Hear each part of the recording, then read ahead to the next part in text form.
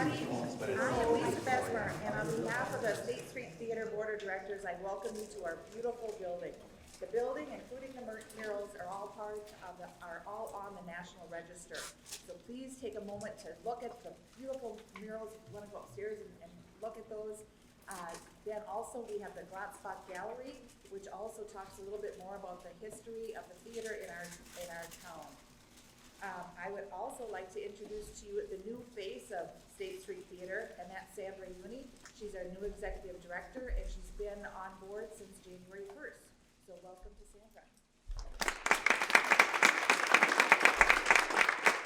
I want to welcome you to this beautiful facility. I'm kind of partial. But I want to welcome you here. I want to give you a few of the logistics.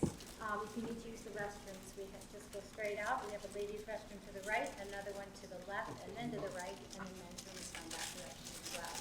I hope all of you got a water and a cookie when you came in, because we here at State Street Theater love to treat our people nicely. And I just want to welcome you again, and I really enjoy that we've had such a great turnout. And now I'd like to introduce some of your stuff. My mother-in-law. And here's Kathleen back.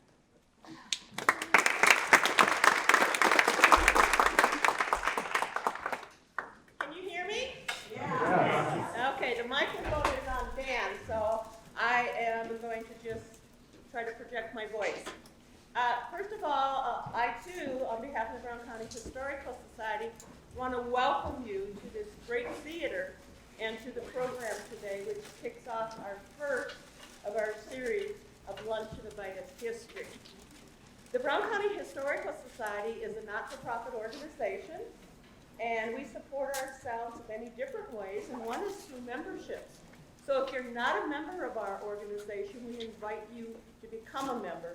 We've got information available in the back, out in the corridor. Our president of our board, Lucy Gluth, is back here. She also is the chair of our membership committee. So if you have any questions, she will be available after the program.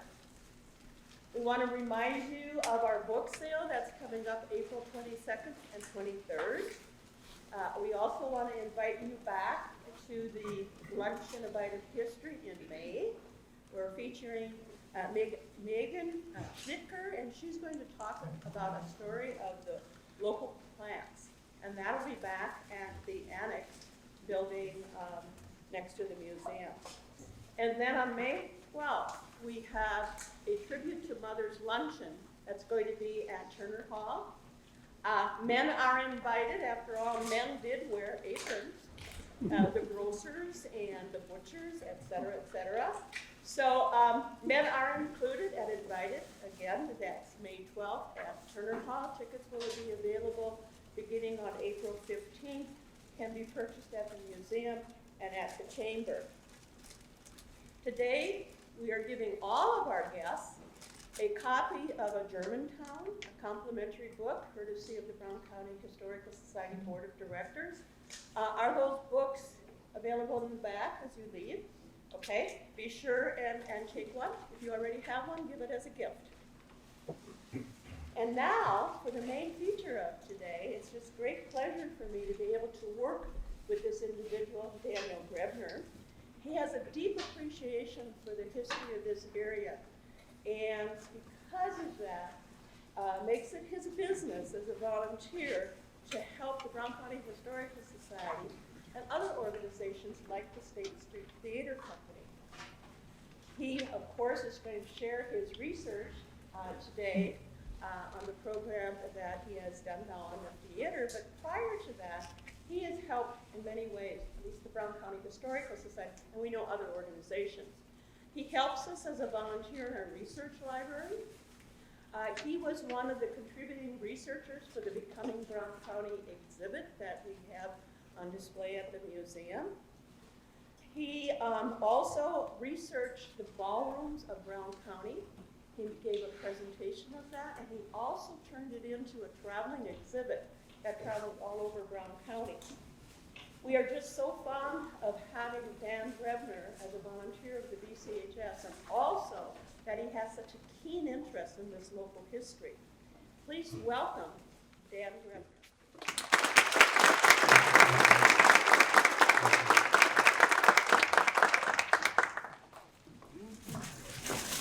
Come with me on a memory trip to the New Ulm Junior High School auditorium. It's November 5th, 1967, and I'm 15 years old. This is my first visit to this theater. The Mankato Symphony Orchestra is going to play.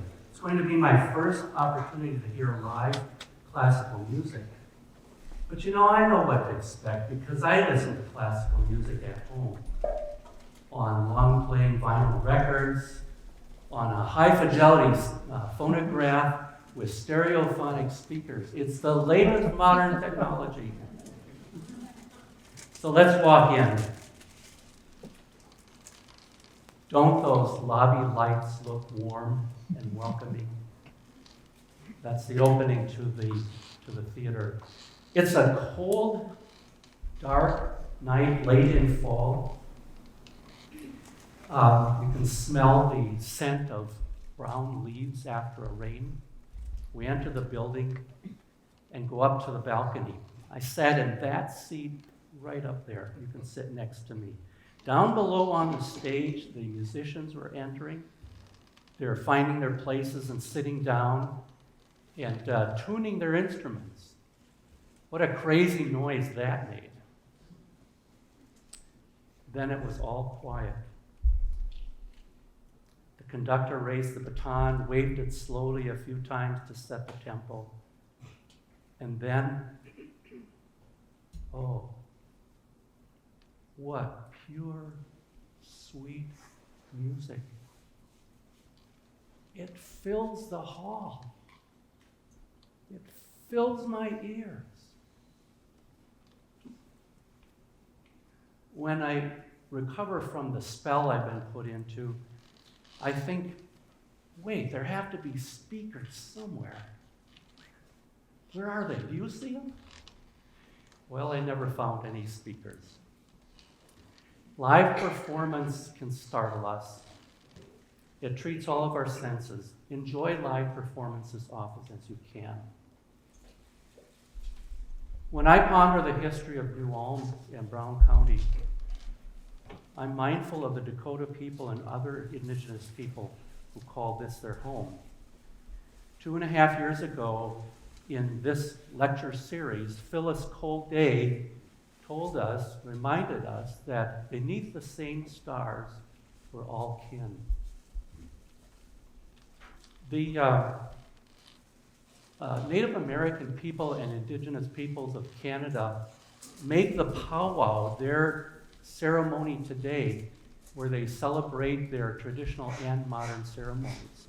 If you ever go to a powwow, don't ask a dancer about their costume. Costume is a word that doesn't come near describing the bodily adornments they wear. Eagle feather headdresses, bustles, fans, beaded capes, buckskin leggings, copper armbands, drumsticks, bells. This is living art. These are not costumes. These are regalia. Well, I want to thank you for coming today. I see a lot of people I know and a lot of new friends, people that I've interviewed for this presentation. And thank you to the State Street Theater Company and Brown County Historical Society for supporting this program. Now I'm going to be using a bit of German language. I'm going to try to use my best pronunciation, and if I make a mistake, Darla Gebhardt's going to correct me, right, Darla? Thank you. All right. So I want to introduce you to Minnesota's first leading lady. It was 1820. Fort Snelling was just under construction as the winter began. In fact, it wasn't even Minnesota yet. It was officially called the Northwest Territory. Now, it was pretty boring for those Army lads. Some of them decided to put on plays in order to entertain the garrison. Can you imagine how did they find people to fill the roles for the female parts? Well, the Army has ways to get volunteers, right? They had to borrow dresses from the wives of some of the soldiers at the fort, and they had to shave off their mustaches and whiskers. One of the plays that winter was called Pizarro, and the leading female role was Elvira. It was played by Joseph Renshaw Brown, the man after whom Brown County is named.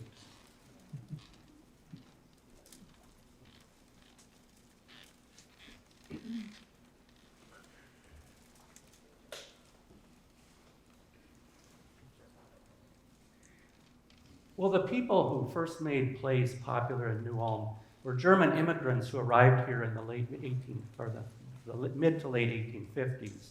When I say German immigrants, I mean people who spoke the German language, because there was no nation called Germany until 1871. In the early 1800s, people who spoke German lived in about 300 different city-states and cities and free cities. There was no national capital, no national government in Berlin or Bonn. As industrialism grew, it grew in the 1800s, cities grew. People looked to cities such as Stuttgart, Hamburg, Munich, Dresden, and others. Universities, theaters, art galleries, and opera houses grew up in the cities. No one city was the magnet for culture. There was no New York, there was no Broadway. The artists and actors, singers, and musicians were attracted to the various cities because that's where the money was. That's where the nobles, the dukes, the earls, the minor kings, where they were. Consequently, fairly high-quality art and culture were available to people just about wherever they lived in the German-speaking lands. For many people, plays, musicals, and operas were part of their everyday life. It was an evening activity to socialize, meet other people, and enjoy the productions on the stage. People in Europe felt entitled to cultural activities like people in the United States feel entitled to a high school education. A literary figure of the highest stature in Germany was Johann Wolfgang von Goethe. He wrote a few plays, the most familiar of which was Faust. And every German theater in the world feels that they need to play Faust at least once. Once is often enough because if you speak all of the lines in Faust, it takes you 15 hours. So I think it's mainly adaptations that were performed. Another literary figure who was of similar stature to Faust was Johann Christoph Friedrich Schiller. He wrote a number of plays and a number of poems. His plays were standard repertoire in German theaters everywhere, Europe and America.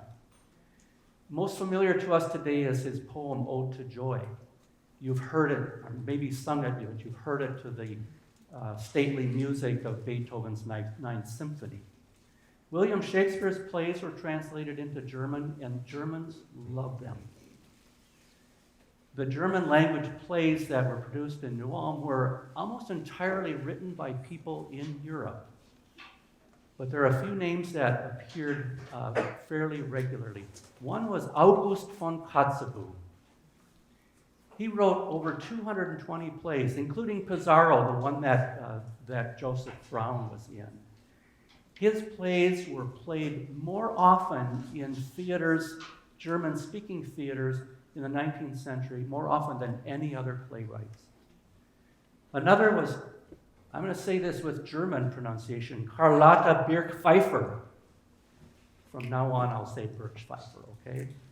She was an actor and playwright. She played leading roles in Berlin for 20 years, and she managed the theater in Zurich for 6 years.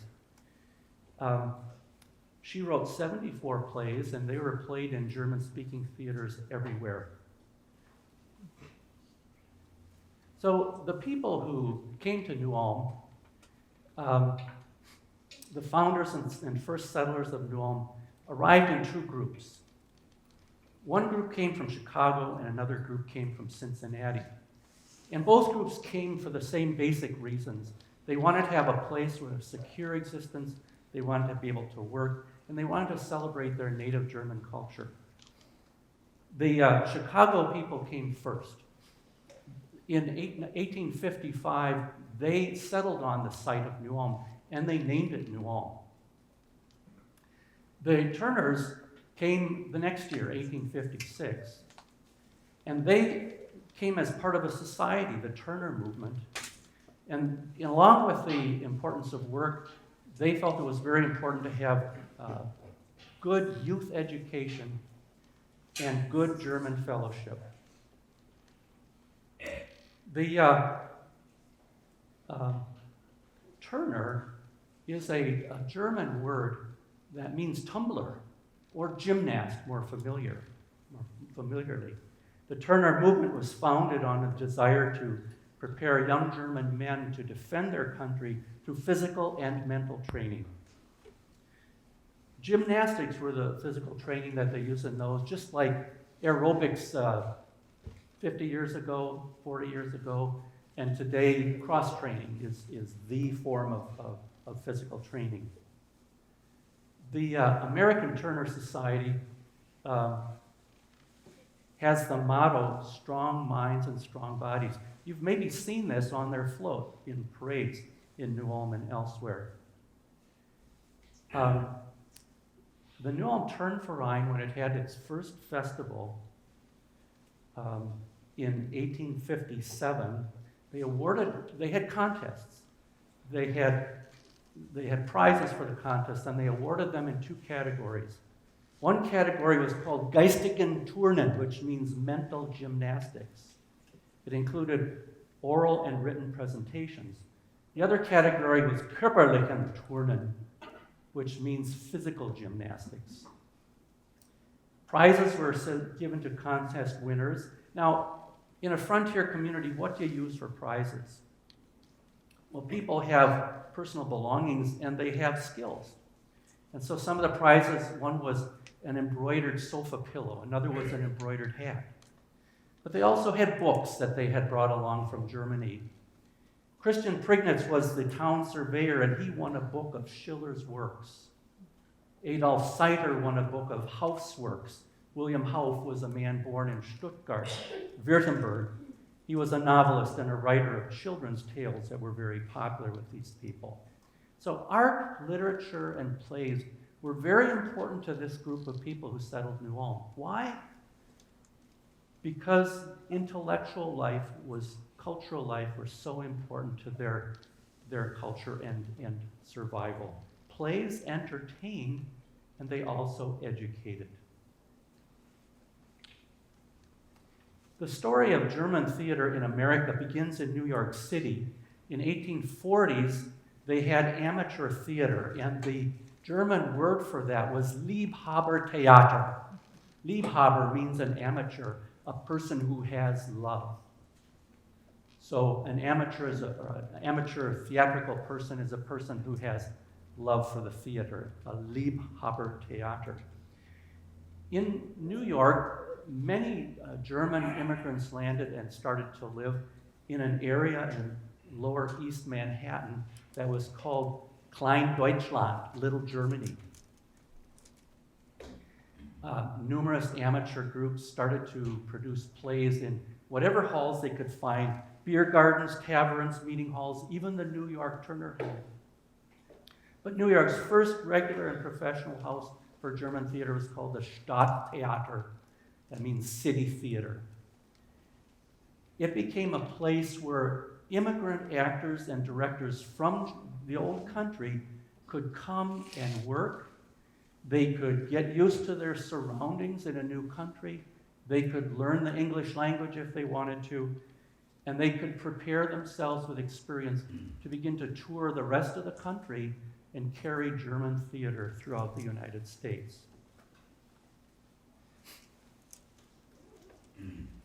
The German theater started in Minnesota in St. Paul, the Irvine Theater, on November 16, 1857, presented a couple of plays, and one of the plays was called Einer muss heiraten, which means one must marry. That very same play was played in New Ulm just 2 months later. The Irvine Theater burned down soon, and then a new building was built called the Athenaeum, named after the Greek goddess Athena. It was constructed in St. Paul in 1859, and it was the home for German theater for 27 years. Players from New Ulm were invited to the Athenaeum in 1885.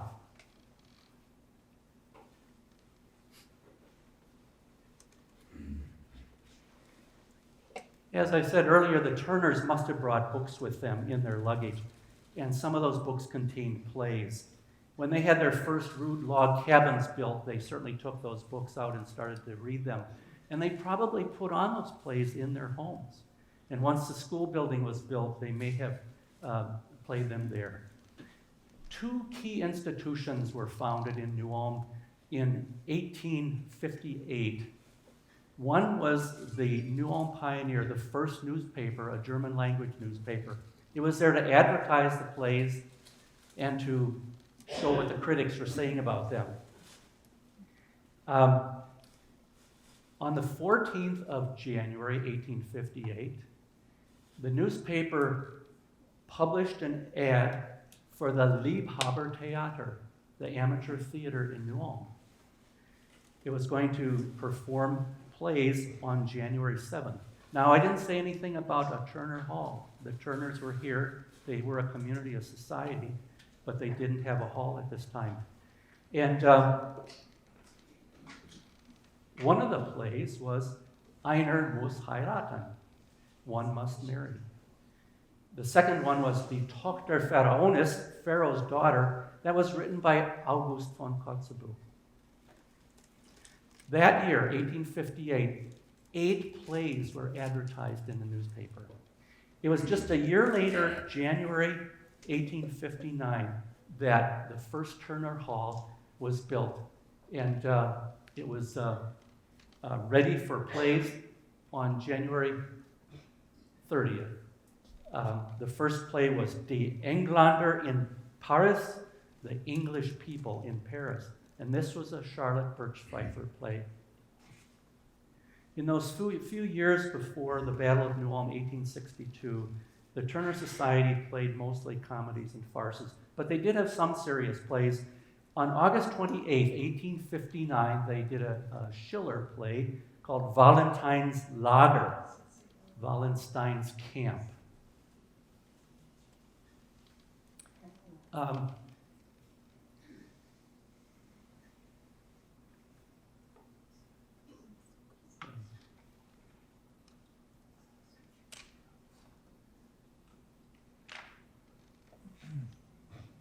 Oh, we can't forget Adolf Seiter.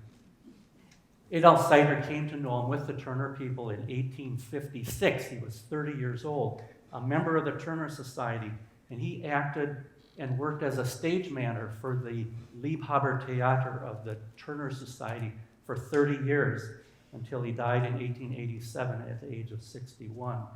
Here's what his obituary said about his theater career. He was peculiarly gifted for dramatic work. He was the life and soul of everything attempted in this line in our city.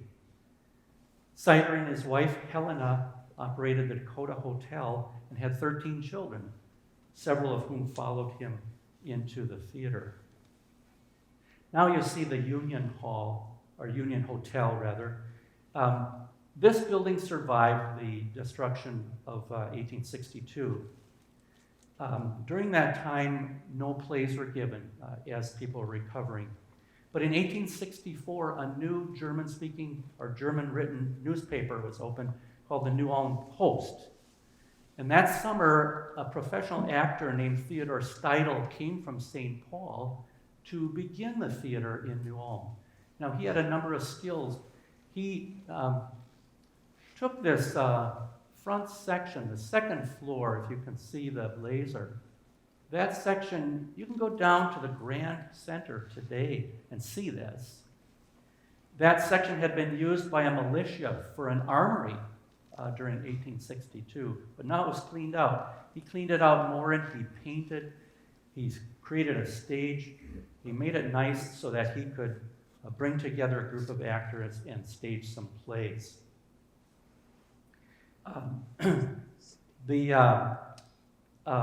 The first play opened on October 9th. It was called Ingomar der Sohn der Wildnis, Ingomar the Barbarian. There were several classical plays, and over the next 2 years, Steidl had plays at least every 3 to 4 months.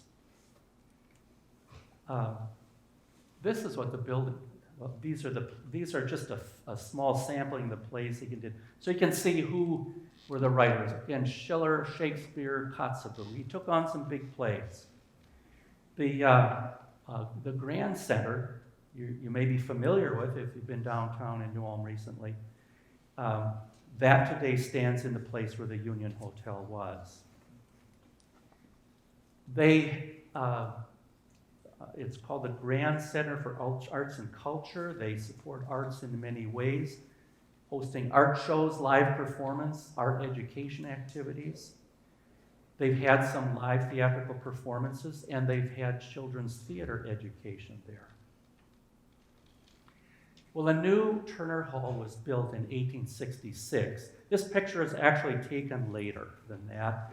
And so you see, nearest you, on the right side, you see the building that Julius Berndt designed. He also designed the Hermann Monument. But this lovely Grecian-style building, do you think you would have liked to go to plays there? It was gorgeous inside.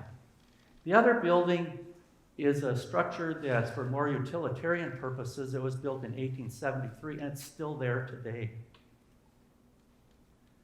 The Turner amateurs were known as the home talent, and it was mainly New Ulm settlers, mainly the Turner settlers, who performed on the Turner stage well into the 1880s. In that decade, there were enough children born of these Turners that they were old enough that they could begin acting on the stage.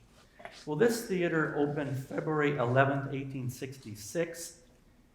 On March 25th, they presented Die Grille, the Cricket, a Charlotte Birch Pfeiffer play.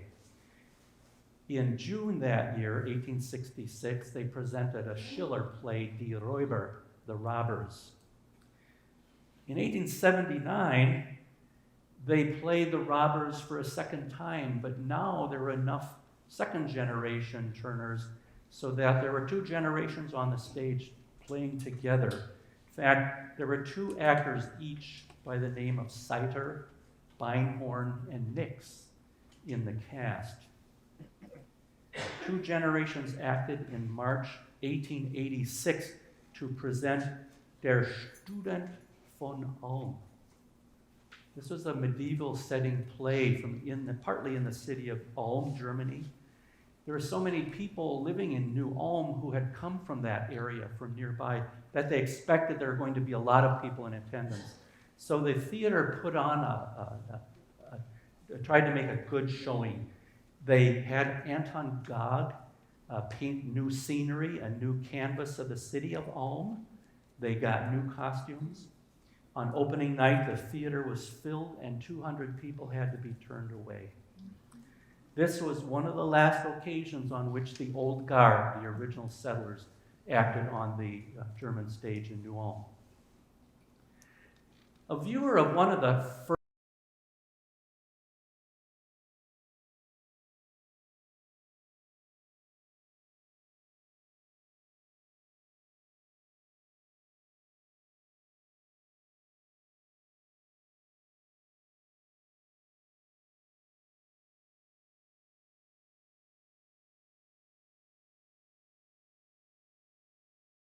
gave them the pure language of the German-speaking literary world. At home, the children of German immigrants heard the German that their parents spoke. But when they were in the theater, they read and memorized these scripts of pure German. They practiced it and they spoke it on the stage. And I think that had a lot to do with the preservation of the German language in the second generation.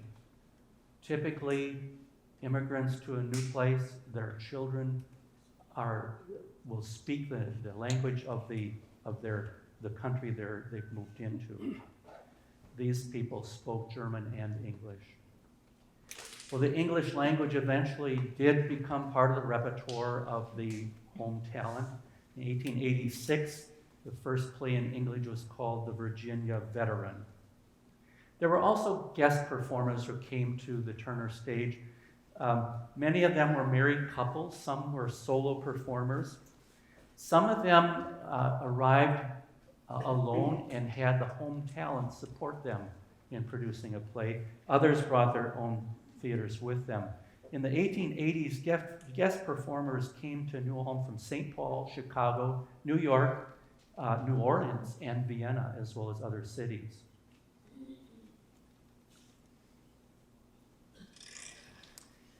The year 1873 was an especially important year in New Ulm. In February, the locomotive St. Croix arrived in town one day. It was the opening of the brand new railroad that had just reached the town. Think of what that brought to New Ulm. The new Turner Hall that I showed you a few moments later had been constructed.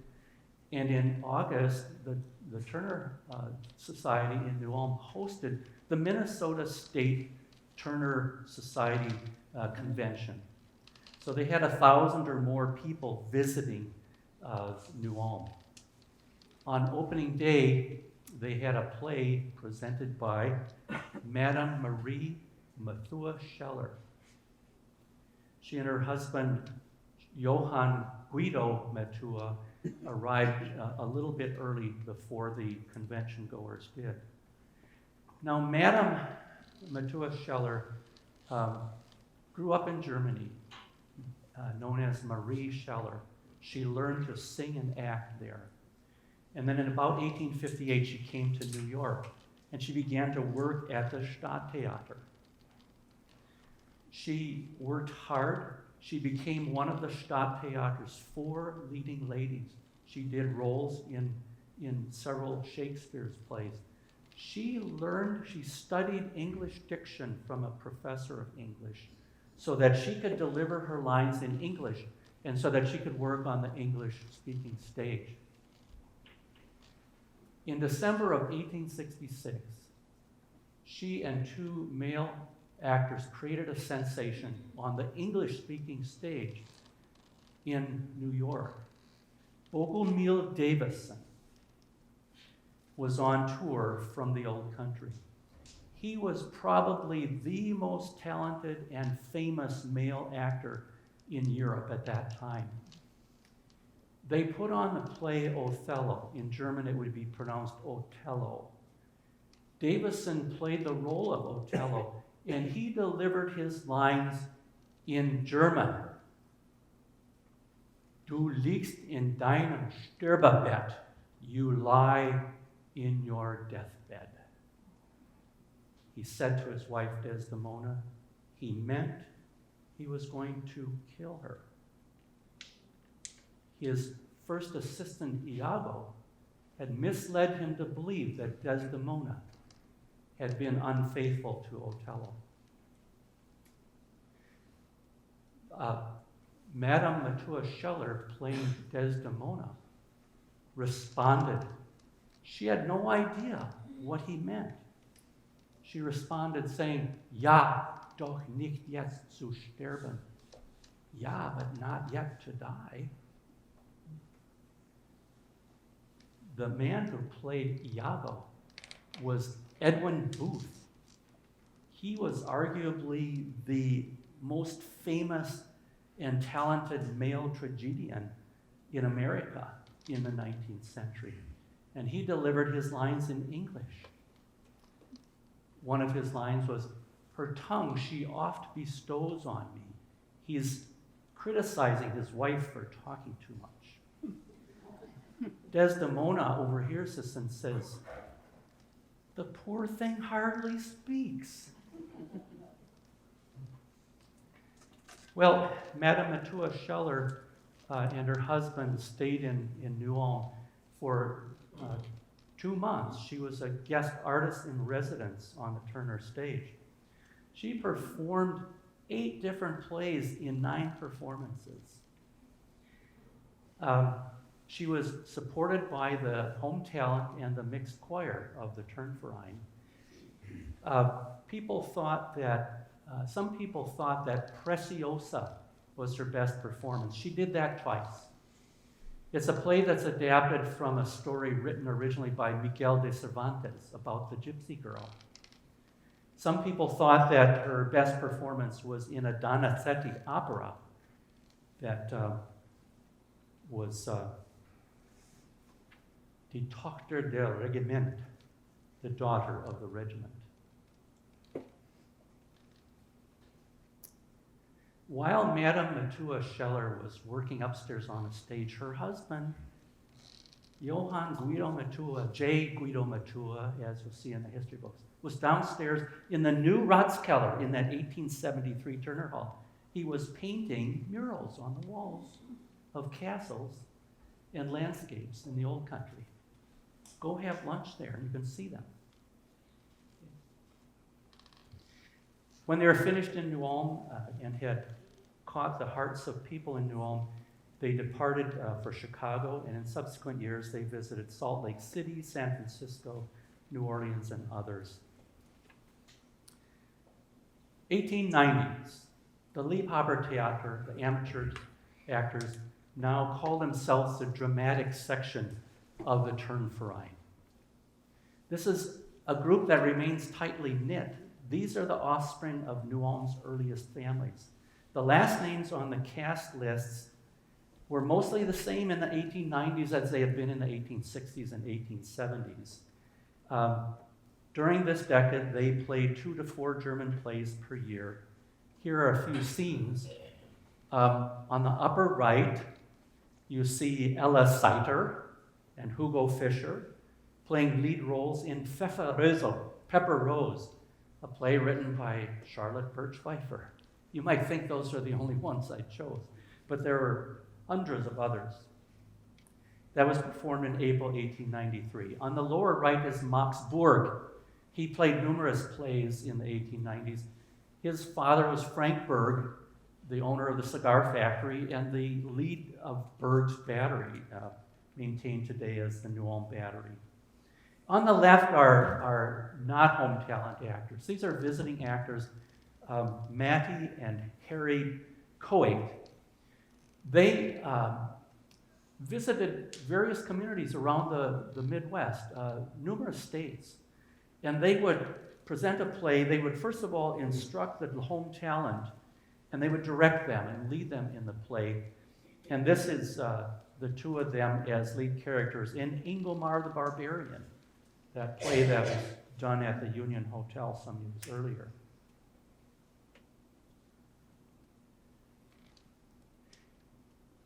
Probably one of the most ambitious efforts the Turner's actors ever produced was performed on March 24th, 1898. It was The Doctor of Alcantara.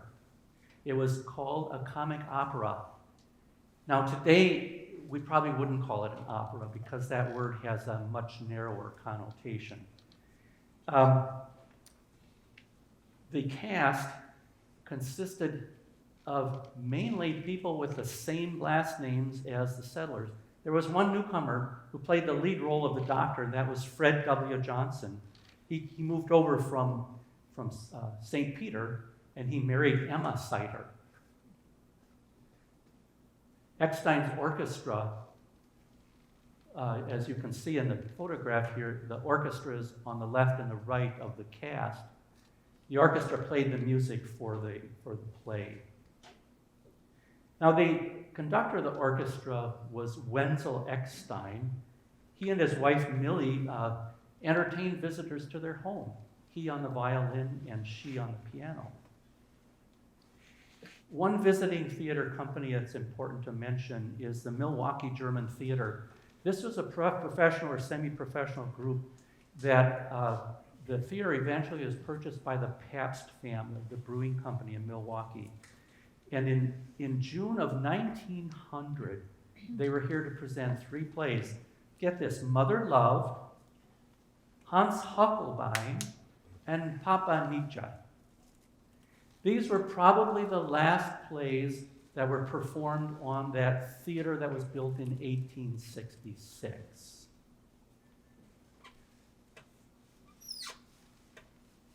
There was, in the 1880s and 90s, there was another hall in New Ulm. It was called Arbeiter Hall to begin with, built in 1873. If you go down to the corner of Broadway Street and First North Street, look at the building on the corner. It's 2 stories high, a brick building, kind of brown and gray, has these arched windows. There's an eye doctor in there, a couple of dentists, an investment broker, and a hair salon. If you look on the side towards the City Hall, you can see the inscription, Union Hall, established 1873. Arbeiter Hall means workers, or Arbeiterverein means workers' society or labor union. 5 years later, some local businessmen bought the hall and renamed it Union Hall. They opened in January 1879 with a visiting performance of Uncle Tom's Cabin. They hosted concerts, dances, plays, parties, and they were the headquarters of New Ulm's local militia company known as the Governor's Guards. Some students from St. Michael's Academy performed The Magician of Cottonwood, a play written by Father Alexander Berghold, the Catholic priest in New Ulm. The play was set 2 miles south of New Ulm near the Cottonwood Bridge. Union Hall competed with Turner Hall, so much so that when the 2 organizations had a masquerade ball on the same evening, the newspaper published them side by side and on 1 page. Well, the Turner Hall noticed, and so they started to book out their facilities to churches, schools, and other community organizations. Union Hall played guest theater performances in 1889. It was turned over to new owners, and they called it the Opera House. It's tough to know how many performances they had there, because if you search Opera House, you get thousands and thousands and thousands, and you don't know which ones to look at, which ones are in New Ulm. They did present Faust. The traveling company was there in 1891. In 1911, the first motion picture theater in New Ulm set up in the Opera House. It was called Haig's Theater, and 7 months later changed its name to the Gem. In 1916, the local militia that was here had become one of the founding members of the Minnesota National Guard. And they picked up their belongings, they marched across Broadway Street and 1 mile, 1 block north to the new National Guard Armory. And the Opera House was sold to the Kretsch Auto Company. By the 1900s, public entertainment had become so much more available throughout the country. People had more time and money to enjoy entertainment. And so New Ulm's Turnverein built a new theater, dedicated it in 1901. This was a theater made for stage plays and performances. Anton Gog and Christian Heller painted it. They started booking a lot more popular shows in English. Fred W. Johnson became the manager, and he knew how to attract these large, ostentatious road shows.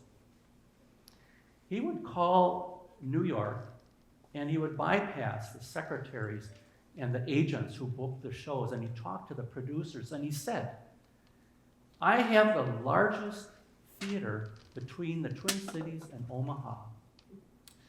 Your people do your shows on Friday and Saturday evening in St. Paul and Minneapolis. And then you drive right by us to get to Sioux City or Omaha on Monday. You could be stopping here and you could be making money on a day that your people are otherwise off. And it worked. One of the shows that he attracted, one of the most amazing was a show called Wang, W-A-N-G. It was starred D. Wolf Hopper, a very famous actor and comedian from the time. It drew a capacity crowd and it won the hearts of New Ulm. D. Wolf Hopper was invited to recite the poem Casey at the Bat. He claimed that in his lifetime he recited this poem more than 10,000 times. Possibly you and I are familiar with this poem because of his making it popular. A visiting actress was Clara Thropp. She played A Doll's House by Henrik Ibsen. Omer Amogao peasant players came. Faust was performed in English. Verdi's Il Trovatore, the Troubadour opera was here. Richard Wagner's Parsifal, another opera was here. In the 1900s, though, the Turner Dramatic Society began to do fewer and fewer plays. In July 1910, they did a side-splitting farce entitled Ein toller Einfall, meaning a great idea. They packed the house, but it appears to have been the last performance by the German-speaking Dramatic Society of the Turnverein. The State Turner Society recognized them with an award, a diploma of honor conferred for having accomplished great attainments in intellectual culture. That may have been the denouement of German home talent theater in New Ulm. Every once in a while, a group of theater lovers put a play together. 1922, the Ladies of Turner Society presented 2 plays. 1927, an all-male cast, 69 characters, mainly businessmen in town, did a play called The Womanless Wedding. For some reason, the name of the groom wasn't listed on the cast list. I don't know. Arsenic and Old Lace was presented in 1943, May. And if you look carefully at the list of characters, those of us in the room who have gray hair are going to recognize a few of those people. You're certainly going to recommend at the bottom Donald Donheim. My kids would recognize that name. They loved him when they went into the dairy. He made the trip so fun for them. Dr. Kurt Bell sang with the Concord Singers. Charles Coggy Neiman had that bar down there. I didn't know him very well. Albert Held and Alfred Beckner were great old men of New Ulm.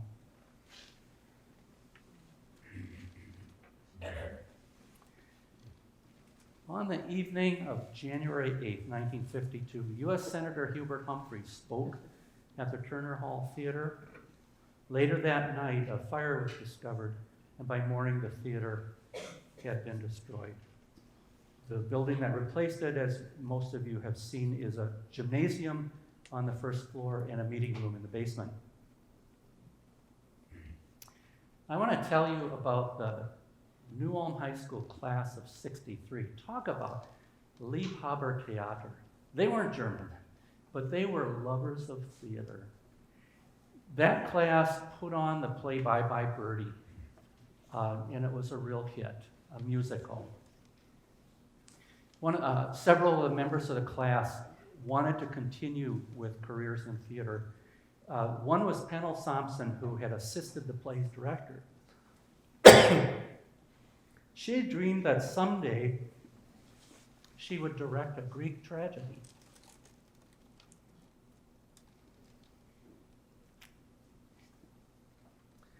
When she saw the outdoor amphitheater out at Fort Ridgely State Park, she said, "This is the place." And so she got a bunch of her classmates and a bunch of other people together, and they put on the Trojan Women. They had an amazing newspaper advertising program. Here's Pennell. Excuse me. They got lots of volunteers together. In the newspaper, they had over 8 or 9 articles, and several of them had a photograph of this Greek mask that was handmade, and these young women here are making the masks. That was in the newspaper also. They got parents to assist them with management of the program and acting. They got local businesses to contribute money. They performed the play on 2 nights in August in the darkness to use special lighting effects. The woman you see in the center holding the child was their drama instructor in high school, Carol Ackerson. She played the main role of Hecuba. The following summer, Nancy Noya Silcox had finished her first year in theater studies at the University of Minnesota. She had been in that same class of 63, and in fact, she had played Andromache in the Trojan Women. At the university, she had acted in George Bernard Shaw's play, Arms and the Man. And she had the vision of directing that play because she wanted to keep the pioneer players going. So they did that in the summer of '64. Arms and the Man, like the Trojan Women, commented on war, but it was a more lighthearted satire on upper-class hypocrisy and romantic love. Several of the cast members were those who'd been in the previous play. Again, they got parents and volunteers to help and had quite a number of newspaper articles. They performed the play 3 times in mid-August, and that was at the Little Theater in New Ulm High School. After that, the players and directors kind of went their separate ways, and we didn't see anything from the pioneer players for at least 10 years. I want you to come with me on a memory trip again to the New Ulm Junior High School auditorium. Now we're in 1976, and the play is The Doctor of Alcantara. And it was the brainchild of a man named Frank Heck. Do you remember Wenzel Eckstein, who conducted the orchestra in The Doctor of Alcantara in 1898? Well, in the 1930s, he was one of the elder statesmen of music in New Ulm. And Frank Heck was a young instrument in the New Ulm Symphony Orchestra. Eckstein had saved the script and a piano music for the play in the hopes that somebody eventually would write a string quartet for the play. And he gave that script to Frank Heck when Frank was a young man. Here he's not so young. Quite a number of years later, in an old steamer trunk, Frank found that script and score, and he decided that the bicentennial year, 1976, was the year to stage the Doctor of Alcantara again. And so he orchestrated the score, and he organized a new string orchestra of 21 musicians. Not exactly the string quartet that Eckstein had in mind. So Bill Ferguson was the principal of Washington School, and he agreed to find the singers. Sandy Wilson, here you see her in the middle playing Isabella. She was a trained professional singer, and she agreed to audition and train the singers for this page. Martha Webb was the high school drama teacher, and she coached the actors. They played for 2 nights in December 1976 in this auditorium. It was not billed as the Pioneer Players, but June Benson and Bob Vovis, who were future members of the Pioneer Players, did participate. June is seen here on the left playing the part of Inez, the maid. On the right is Phyllis Balata playing the part of Lucretia, the mother of this young lady for whom she has selected the husband.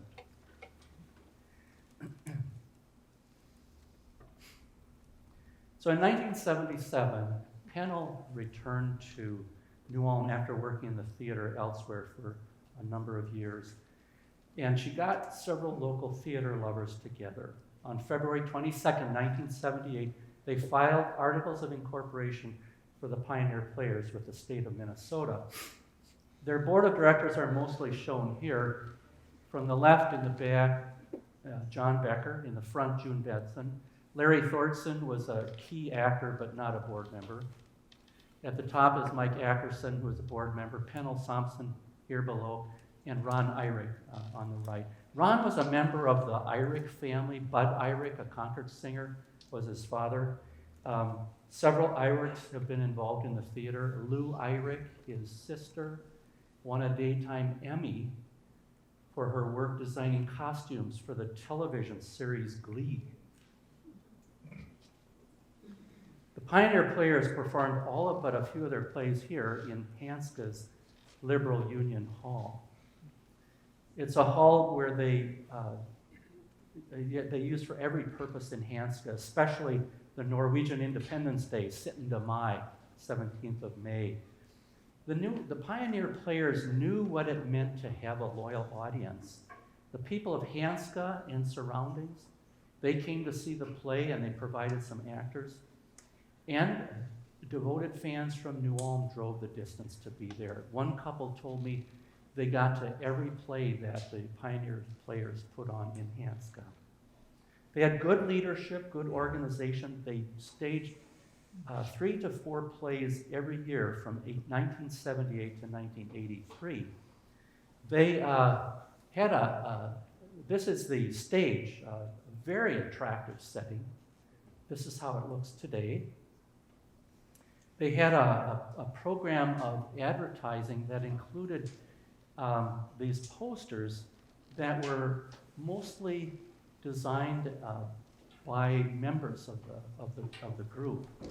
And this poster is for the Fantastics, and it was produced by Mike Simons, who was the pastor of Our Savior's Lutheran Church and an actor in the group.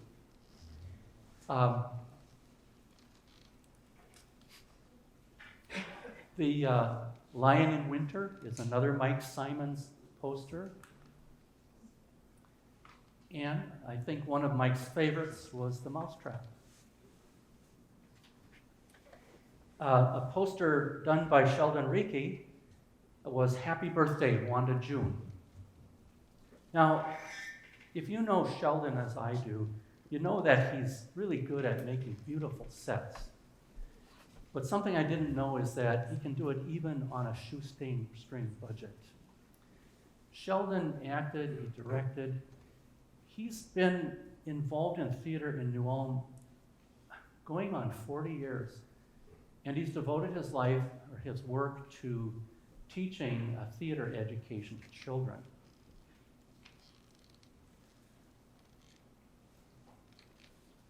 The Pioneer Players just seemed to run out of steam about 1988. But in 2002, Judy Sellner gathered together a bunch of theater lovers and said, let's put a group together. So in February 2003, they filed amended articles of incorporation for the Pioneer Players with the new name, New Ulm Actors Community Theater, NUACT, New Act. Their express goal initially was to perform 1 play per year. They immediately exceeded that goal. Their unexpressed goal was to make people laugh, and they did that very well. They were fond of making people laugh at themselves, and sometimes at others too. In August, they put on their first play called Pump Boys and Dinettes, a musical comedy with country music. They decided to throw in a little German polka spirit, and so they included an accordion. 6 cast members is what it took. During intermission, they served diner pie to the audience. They depended very heavily on volunteer workers. You might have seen, and they played, they didn't have a home theater. The New Ulm Community Center was maybe their most regular place, but even that wasn't very often. They played in at least 30 different locations over their first 11 years of existence. You might have seen Judy Sellner and a couple of other actors walking through the snow, midday, carrying cardboard scenes, props that they had made in somebody's home, and they were carrying to school to put on a children's play.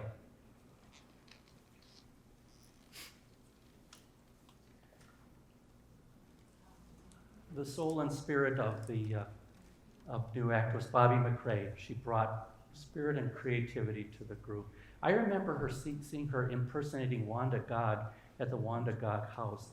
Somebody else saw her and said, "I thought Wanda Gog was dead." She resurrected and directed Hermannstraum, a pageant telling New Ulm's history, and had it performed in 2005. It had previously been performed for about 9 or 10 years at Heritage Fest. Okay. So, 2010, the New Act put on Minnesota Nights at the Community Theater. I believe that you can see Barb Fensky on this photograph, kind of in the middle of the group on the right, wearing the orange jacket. Anybody disagree with me? Yeah. Is that Barb? Okay. Barb Fensky was a theater enthusiast par excellence. She acted, she went to see shows, she bought season tickets, she supported theater, and she had a vision. Here she is acting at the New Ulm Community Center in 2010. She had a vision that the high school auditorium, would one day be the performing arts center for New Ulm and the area. And it came to pass.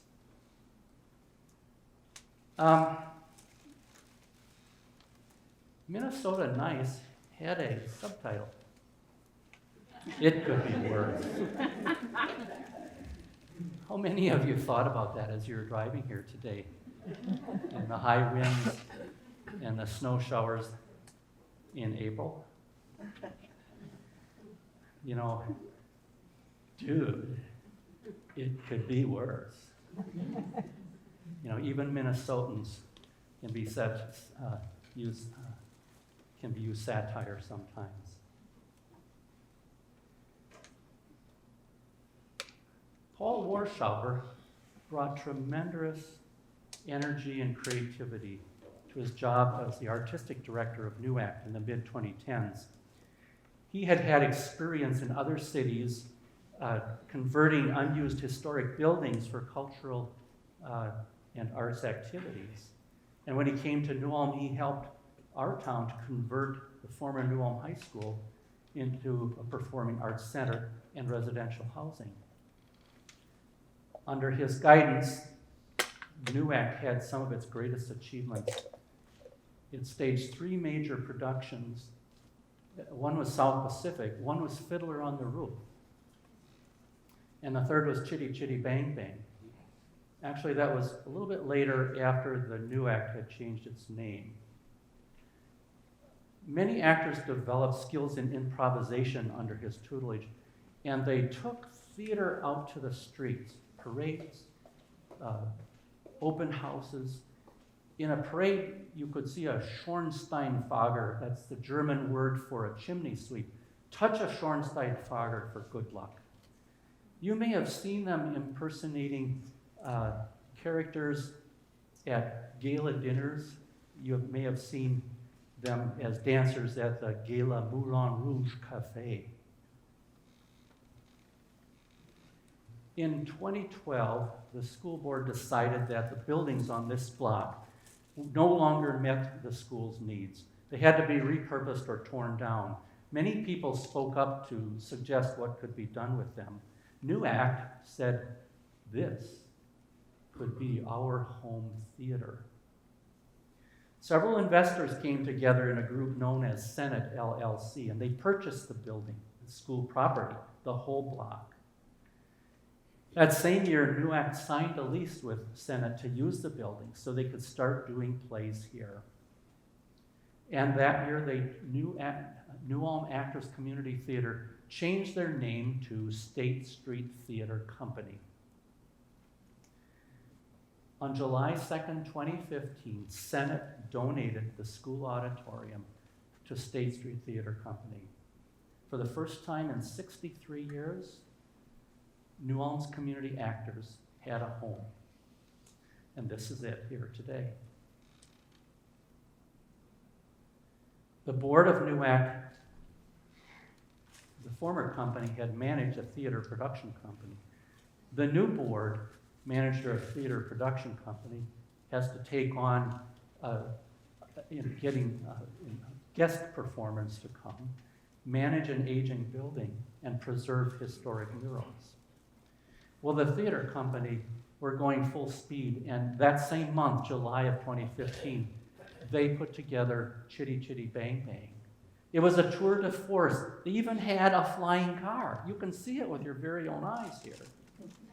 And this place was the perfect place to do it. This was built as an auditorium stage and a gymnasium. You can see the lines for a basketball court up here. And it had a really strong point up there on the ceiling. And you can imagine why that was important for this play. After a year of performing plays, they ran into a major snag. The lights were turned off. The city gave them a few extra days to perform their scheduled glass menagerie on April 28th, and then they turned them off. The real estate developer, who by contract was supposed to pay the utility bill, had balked on it. The players who had just found a new home couldn't use it.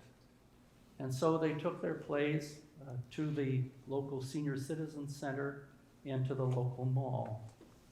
The lights came back on the next year, and in April 2017, they produced The Odd Couple. In July, The Wizard of Oz. You'll always notice that their plays during the summer are children's plays. That's so the kids who are out of school can be part of them. Well, for 3 years, they continued to produce plays. And then in March 2020, they were rehearsing for Over the River and Through the Woods when we were instructed to shelter in place for the coronavirus pandemic. It was a year and a half until they were able to produce and perform that play. It happened last October. The directors, actors, and crew, by dint of great imagination, produced 9 plays in 2021. In June, they played outdoors at German Park, 12th night. To produce Charlotte's Web on the stage here, director Wendy Tuttle selected fewer than the normal number of actors. She had a few of them play 2 roles. And she marked out sections on the stage, and each performer stayed within their own section. And I've learned that movement on the stage is one of Wendy Tuttle's really strong points as a director. She's going close to 40 years, I think, for directing plays in New Ulm. She's done it for NUAC, for State Street Theater Company, several short-lived groups, Canoe and community and seniors together. She's done it for children in the schools and for adults in community theater.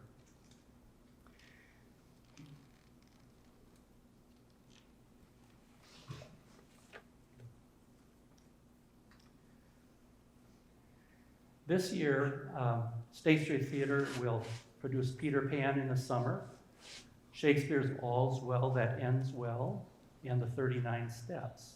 Minnesota Valley Lutheran High School will present Annie here next month.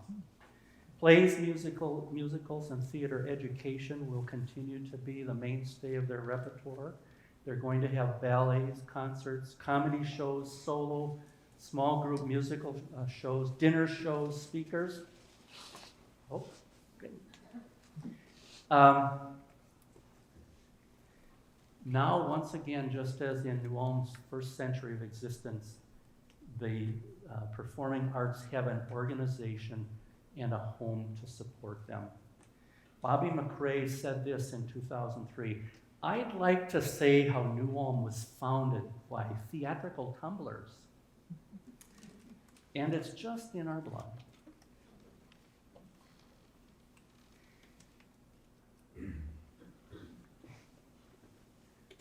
Thanks to Mary Ellen Domeyer, her staff in Straight Street Theater, Kathleen Becker, Darlene Gebhardt, and the staff of Brown County Historical Society. Thank you to Judy Sellner.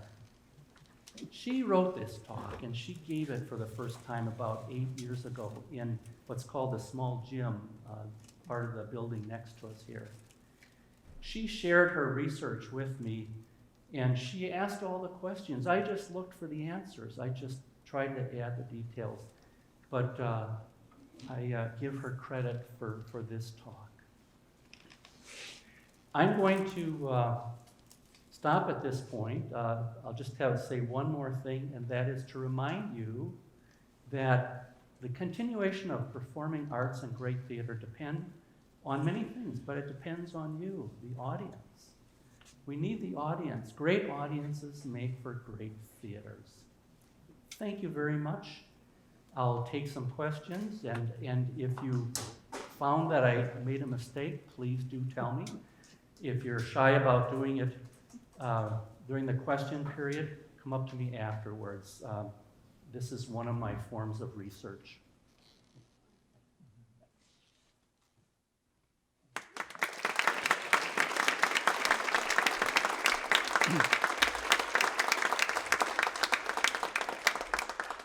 Now that the lights are on, we have